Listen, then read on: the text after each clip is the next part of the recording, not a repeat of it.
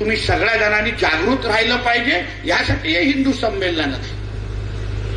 तुम्ही विचार करायला पाहिजे की रोज हे जे काय आपण व्यापार दुकानामध्ये करतो, अहो काही विकत घेत असताना सर्वात पहिली भूमिका तुमची असली पाहिजे, मी 1 रुपया अगर खर्च करेन तर फक्त हिंदू व्यापाऱ्यांकडूनच घेईन, हा निर्धार आणि विचार घेऊन तुम्ही बाजारपेठामध्ये गेला पाहिजे.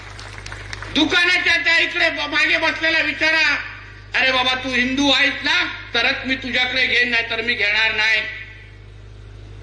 पण ह्याची काळजी घ्या, कारण का आजकाल वरती जय श्रीराम लिहिलं असतं आणि आतमध्ये अब्दुल पण बसला असतो. हे नालायक तसे पण निघतात. म्हणून माता भगिनींना आणि तुम्हाला सगळ्यांना सांगेन, कुठल्याही दुकानाकडे जाल तुम्ही पहिलं त्या दुकानाच्या इकडे बसलेला विचारा, बाबा तू हिंदू आहेस ना? तो हो बोलला, चल हनुमान चालीसा बोलून दाखव, चल रामदेवतेची आरती म्हणून दाखव. दाढीवाल्यानं कुठे येणार, टोल टोपीवाल्यानं कुठे येणार, ते लगेच गपचूप मागून निघून जात. म्हणून एवढं कडवट होणं आजच्या काळाची गरज आहे. कारण का आज या दुकानाच्या माध्यमातून जो पैसा तुम्ही त्यांच्या खिशात टाकताय, तो सगळ्याचा सगळा ते जिहादसाठी वापरतात, एक लक्षात घ्या.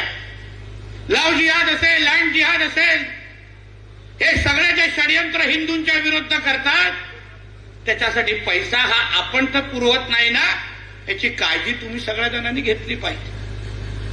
तुम्हाला माहित नाही त्यांच्याकडे 16 प्रकारचे हराम आहेत. 16.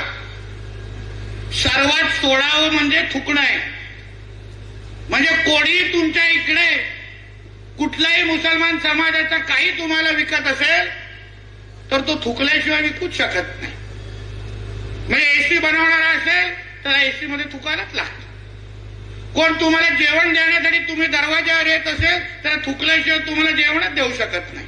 विचारा कुठलाही मुल्ला मौलवीला बोलवा व्यासपीठावर, नितेश राणे खोटं बोलतोय की विचार, आणि ते पण विचार करा. थुकणं हे 16वं आहे. विचार करा पुढचे 15 काय असतील. म्हणजे सांगू पण शकत नाही, हे असे प्रकार आहेत.